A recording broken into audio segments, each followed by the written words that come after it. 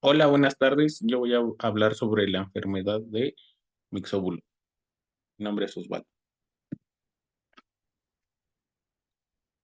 La enfermedad de mixobulosis tiene varias sinonimias. La más reconocida es enfermedad del torneo, también enfermedad del rodeo, enfermedad del torbellino y en inglés es llamada Whirling Disease. Este es causada por un protozoario de la clase Mixozoa llamado Mixobolus cerebralis. Estos pertenecen al filum Cnidaria, el cual, solo como dato, está relacionado con las medusas y con las anémonas. Este parásito va a constar de dos fases. La fase de resistencia, la cual es esta que tenemos aquí, y es la mixospora. Es un esquema de esa fase de resistencia. Y la otra fase es la fase infectante, que es la fase de actinospora. La fase de mixospora va a medir de 8 a 25 micrómetros y la fase de actinospora va a medir de 150 a 200 micrómetros. Este parásito puede adaptarse tanto a agua marina como a agua dulce y se pueden clasificar en dos grupos. El primer grupo es el bivalvúlido, que contiene dos válvulas, y el multivalvúlido, claro, tiene mayor cantidad de válvulas. El Mixobolus cerebralis va a pertenecer a a la primera clasificación de dos valvas. Este parásito va a ser transmitido por medio del gusano T. tubifex y el rango de temperaturas para que sobreviva este parásito va desde los -16 grados hasta los 16 grados centígrados, viéndose favorecido en su fase de resistencia por temperaturas más bajas, ya que su fase infectante se ve favorecido en temperaturas de 10 a 15 grados, grados centígrados. Las especies afectadas van a ser principalmente la familia Salmonidae, pero la que va a ser la número uno en ser afectado va a ser la trucha arcoíris. Se reconoce por esta coloración que muestra en esta zona, que hace parecer a un arcoíris, pero también va a afectar a otros salmónidos, como la sockeye, el chum, el chinook, steelhead, toda la familia Salmonidae, pero la principal va a ser la trucha arcoíris. Va a afectar mayormente a los estadios de alevines y de juveniles. ¿Esto por qué? Porque al no estar osificado completamente su esqueleto, van a tener una mayor cantidad de cartílago. Es por eso que se va a ver mayor afectado estos estadios. Es importante mencionar que estos peces van a tener un ciclo reproductivo donde van a permanecer la gran mayoría, bueno, o sea, de estos, algunos en agua de mar en su fase adulta y después van a ir a reproducirse y a desovar en cuerpos de agua dulce, en ríos de agua dulce, permaneciendo ahí en sus fases de alevín y de juveniles. Y como ya mencionamos, pues este parásito igual se ha adaptado a estos dos tipos de agua, lo que hace pues una mayor resistencia del parásito para infectar más fácilmente a los peces. La distribución va a ser en zonas frías, como el norte de Europa. De hecho, va a ser endémica de aquí, en Alemania, Italia, lo que era antes la URSS, en Irlanda, España, Inglaterra, toda esta parte del norte. Posteriormente, en 1956, va a migrar a Estados Unidos, donde aquí va a causar graves daños a las poblaciones silvestres y a la acuicultura. También se va a presentar eh, en Ecuador y Colombia y en Sudáfrica. Se va a presentar mayormente en producciones intensivas, esto por la gran cantidad de animales, también por no llevar a cabo correctas medidas de bioseguridad y por introducir a animales silvestres, lo cual no, pues, no se recomienda jamás hacer en, en en producciones acuícolas. Va a presentar una morbilidad de media a severa una vez presentándose la enfermedad, ya que como vemos no está tan distribuida, pero una vez presentándose, la morbilidad se va a disparar, va a ser de media a alta y va a presentar una mortalidad de hasta el 90%. Esta enfermedad es importante en sistemas acuícolas, pero en hablando de fauna silvestre, esta enfermedad es muy importante, ya que sí es aparatosa la muerte de los animales, ya que vemos que hay un 90% de mortalidad, pero va a afectar directamente a la cadena trófica, es decir, animales como osos, aves piscívoras, aves rapaces, y demás animales que se alimenten de estos salmones se van a ver afectados, ya que su proteína la obtienen a partir de estas especies de peces, de los salmónidos. El ciclo biológico. El ciclo biológico es importante mencionarlo, ya que vamos a entender la forma en la cual se transmite la enfermedad. Va a comenzar por las actinosporas, la cual es la fase infectante, y son liberadas en el medio. También pueden permanecer en el gusano tubifícido y van a ser liberadas, como ya lo mencioné, a una temperatura más o menos de 10 grados a 15 grados centígrados. Igual en la época entre mayo, a partir de abril y junio. Es importante mencionar esto también porque es cuando eh, estas especies de salmónidos comienzan a reproducir la gran mayoría. La infección va a ocurrir por vía epitelial y también por el consumo de gusanos tubifícidos, los cuales van a contener todavía en su intestino a las fases de actinospora. La piel no necesita estar dañada, pueden entrar por piel intacta a las fases de actinospora. Posteriormente, una vez que ya ingresó el, el parásito, se empieza a replicar. Es importante mencionar que este parásito tiene una gran afinidad por el cartílago y de hecho anteriormente se llamaba Myxobolus chondrophagus por este gran tropismo. Entonces va a empezar a presentar deformidades porque va a empezar a afectar al cartílago del hosped al mes y medio. Cola doblada, cola negra, deformidades en la columna, deformidades en el cráneo, y van por estas deformidades va a empezar a nadar en círculos. Posteriormente, a los 4 meses, pues se van a desarrollar completamente la signología y se van a desarrollar en su totalidad la fase de mixosporas. Se multiplican en el cartílago y el pez va a morir. El pez muere no, no por la misma enfermedad. Va a morir porque, como vemos, no va a poder nadar en círculos, va a perder el equilibrio, va a nadar mal y no se va a poder alimentar. Entonces, básicamente va a morir por inanición. Se menciona también que las aves pueden actuar como vectores por su pelaje, es decir, se van a ir a pescar a un río y posteriormente van a ir a pescar a otro. En su pelaje, e incluso en su intestino, por los peces que comieron, van a llevar estas fases de mixospora, incluso la actinospora, aunque es menos resistente a salir del medio acuático, pero las va a llevar. En el ave no se va a ver ningún tipo de signología, va a actuar como vector, es muy importante. El pues, una vez muerto, va a liberar al medio las fases de actinospora, las cuales son altamente resistentes, pues, pueden vivir por meses en el fango de estos ríos, en el medio acuático y durante meses, como ya mencioné, pues igual viéndose favorecidos por temperaturas un poco bajas, pero aún así van a ser resistentes. Los gusanos tubifícidos van a ingerir estas fases, se va a llevar a cabo en ellos la reproducción sexual, es decir, los gusanos son la fase, el hospedador definitivo y se va a llevar a cabo la reproducción sexual. Se van a producir las fases de actinosporas y van a ser liberados y otras más van a permanecer dentro del intestino de estos. Y así se va a estar llevando a cabo la reproducción, la infección de este parásito.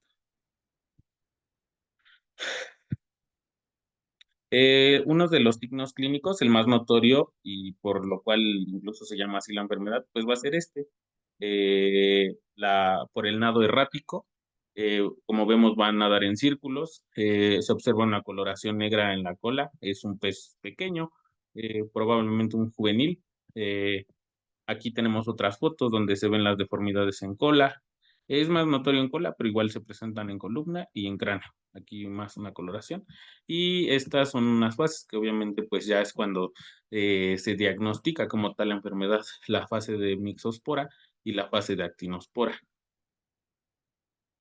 El diagnóstico se va a llevar a cabo bueno, esta prueba es la prueba de digestión de pepsina triptina. Se va a utilizar se va a tomar una parte del pez se va a llevar a cabo una digestión con estas enzimas y se va a lo obtenido se va a ver sobre el microscopio, y se van a ver las fases de Myxospora, mayormente.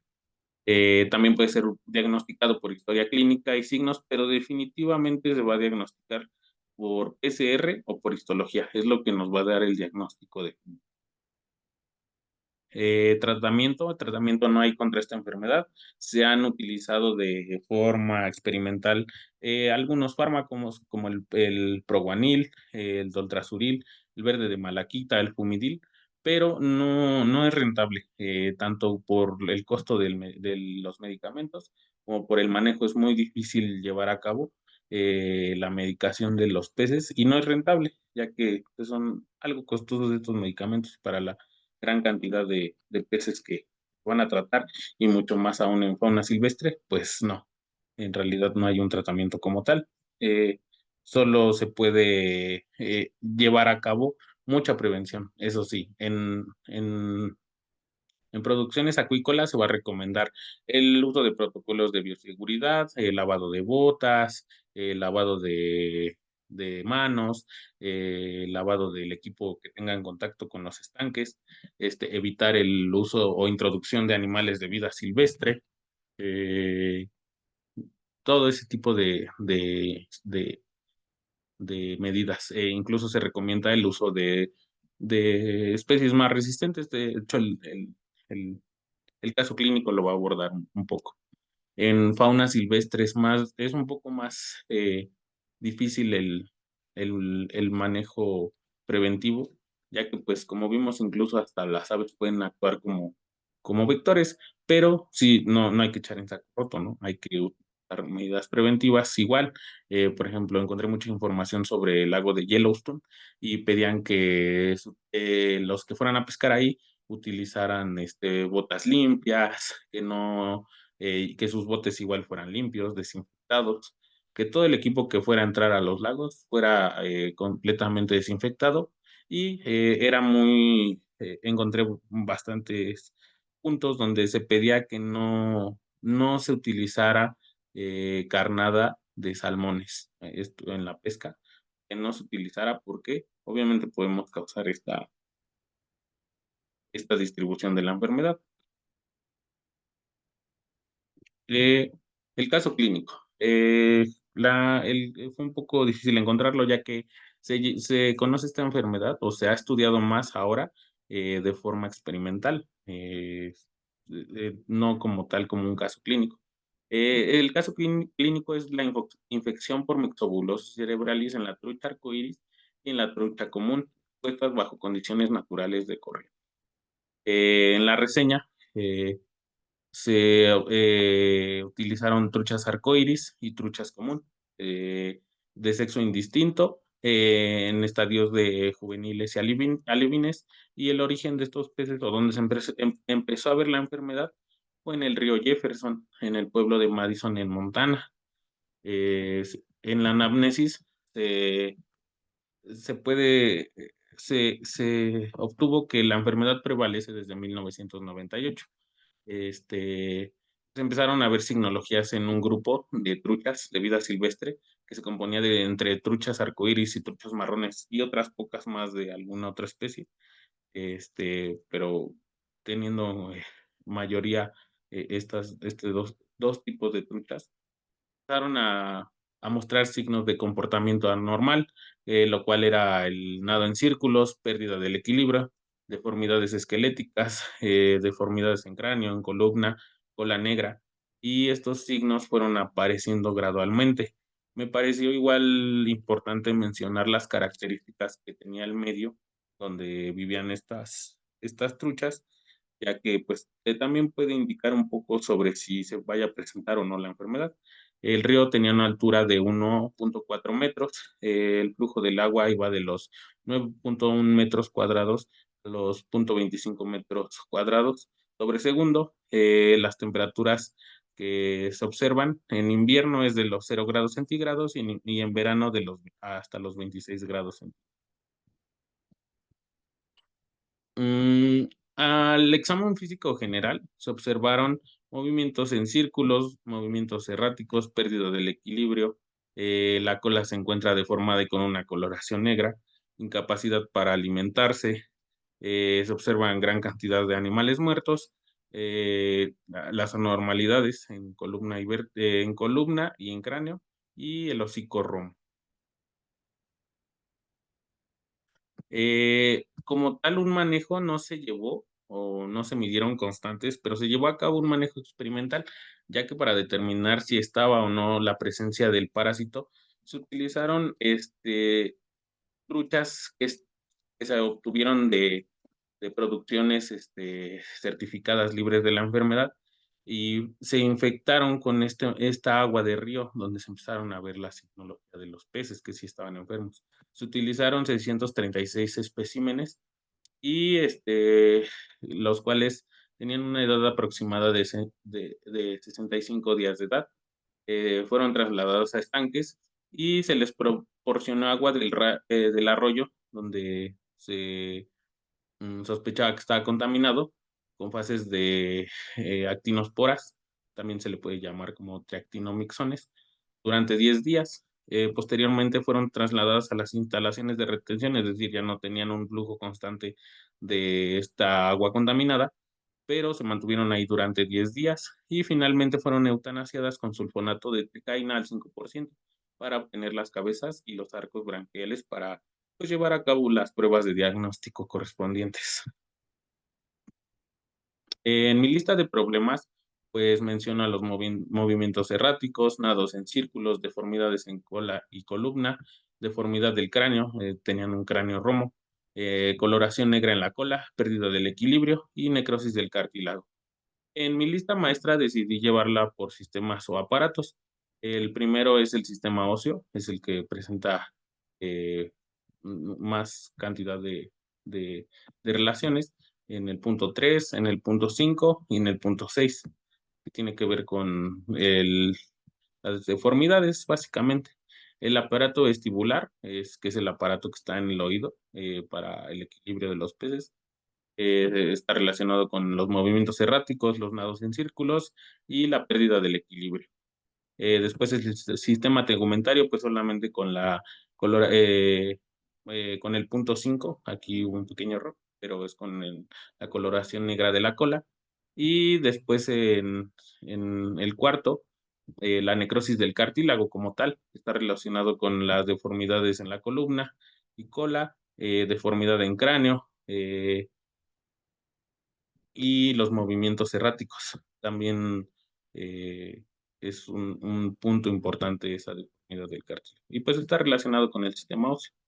En diagnósticos diferenciales, pues investigué un poco sobre enfermedades que causaran alguna signología parecida y pues encontré a Flavobacterium columnare, que se relaciona con el punto 4 y 6, Rinobacterium, igual 4 y 6. Síndrome de vejiga natatoria puede ser muy fácil confundirse con este ya, debido a que los peces empiezan a nadar de una forma errática y se relaciona con el punto 1, con el punto 2, los nados en círculos, y 6, la pérdida del equilibrio.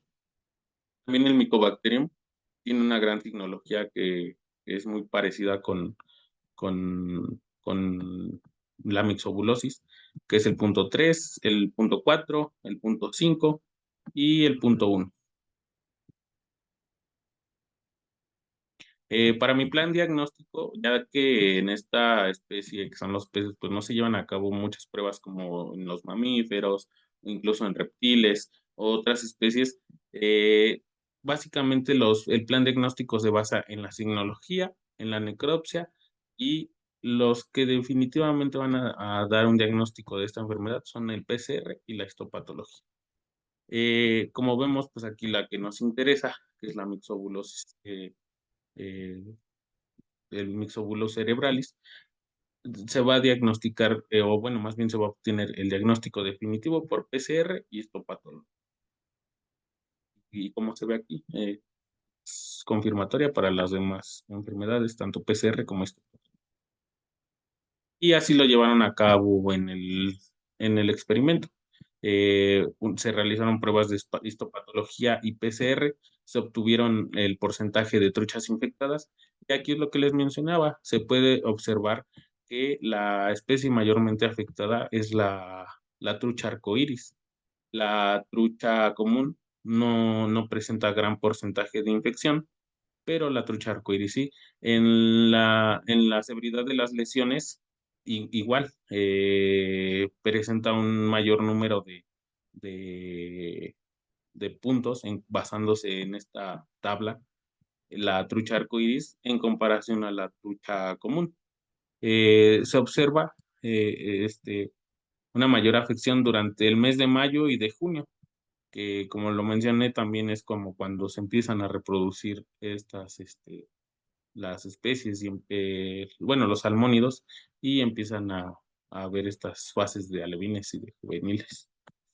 Se pueden observar múltiples focos de degeneración y necrosis en el cartílago, esporas, también puede haber lisis del cartílago, y en el grado de severidad 4, pues ya hay una gran cantidad de degeneración o de necrosis en el cartílago. Se pueden observar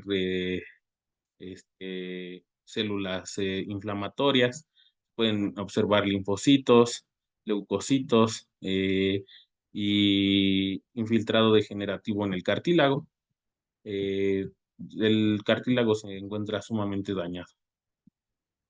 Igual en estas pruebas de histopatología, aunque no se aprecia muy bien, se pueden observar grandes cantidades de las mixosporas, infiltrado aquí, ya muy degenerado el cartílago por estas mixosporas también, y contenido hiperbasófilo, y así grandes daños. Se pueden encontrar macrófagos, linfocitos, leucocitos, y aquí en este experimento, para dar positivo a ese río, el río de Jefferson, se confirmó con la historia. En el plano informativo, pues como no hay ningún tratamiento y como era un río de vida silvestre, es muy difícil llevar a cabo un tratamiento. Las truchas del experimento se decidieron eutanasiar y no llevaron a cabo ningún manejo, pero había medidas de prevención. Estas medidas de prevención, pues empiezan primero con la eliminación del gusano, pero esto es muy difícil ya que prevalece bastante este gusano y es difícil de eliminar.